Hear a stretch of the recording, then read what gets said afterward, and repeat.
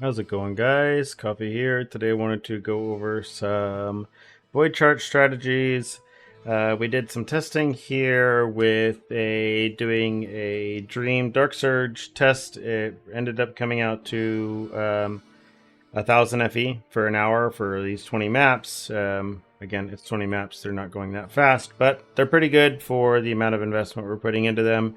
If you're on a faster build, I'm sure you can do these even faster. So that's why I break down profit per map, kind of what it averages out to as well, for those that want to do it. If you want to make even more money on these, if you actually just run these edicts themselves, the prices that they're selling for versus the amount of money you can make off of the familiar nexuses, if you're willing to spend the time to run them, ends up basically turning out to be something quite a bit better. So as you can see here again, I just brought up the other loot. Pretty much for the most part ended up being base mods, as well as some like Transcendence, the legendary materials for Cube is what I ended up getting for most of these. These Transcendence wedges here, and then like the Truth Ember, the Truth Fossils. Everything else was pretty much, yeah, the same. So for the tree itself, kind of what we're going here with this is it's basically just Dark Surge here.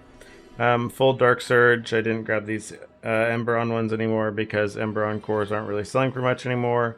I didn't grab the higher chance for Legendary because I want higher chance for boss, so I don't want anything pulling away from the chance to get bosses, so I didn't pick that up. And then the rest of the points here are just into Dream. I didn't bother with Queen's Grace either.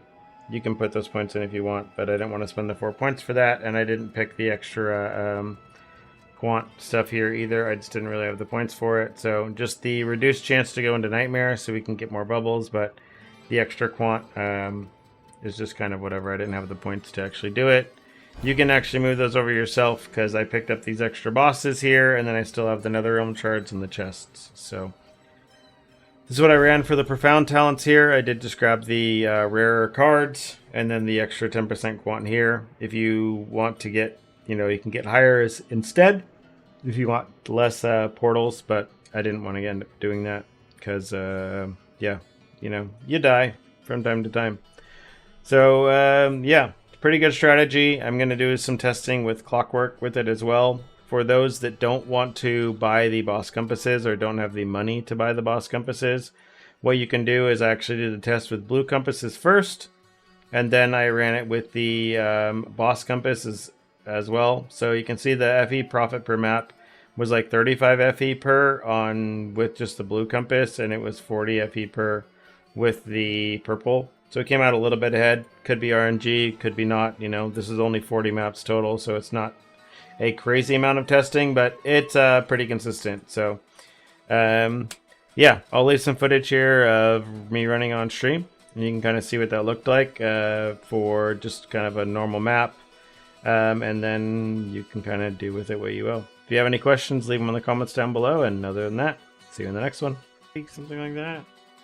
30k, 35,000.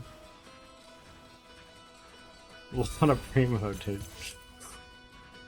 That's why all of us who stream, like, all have all the pets for everything, because it's like, we didn't spend money to get them. Like, they just give us primo.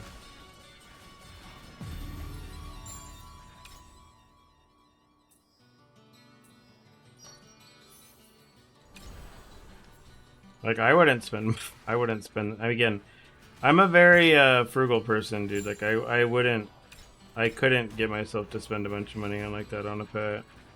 Or on stuff in this. I don't have that type of money laying around, I guess.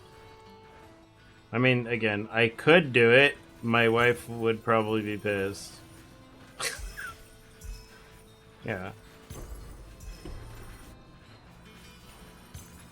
Yeah, no, I mean, like, PoE, like, I'll drop 60 bucks on, like, almost every PoE league. That's no problem.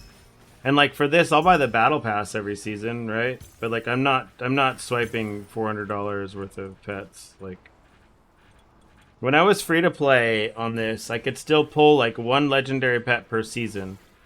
It's just like I would be getting level 1 of the legendary pet, but I wasn't getting level 1 of the legendary pet like at the beginning of the season. I'd be getting it like on like week 2 or something after completing stuff in the battle pass.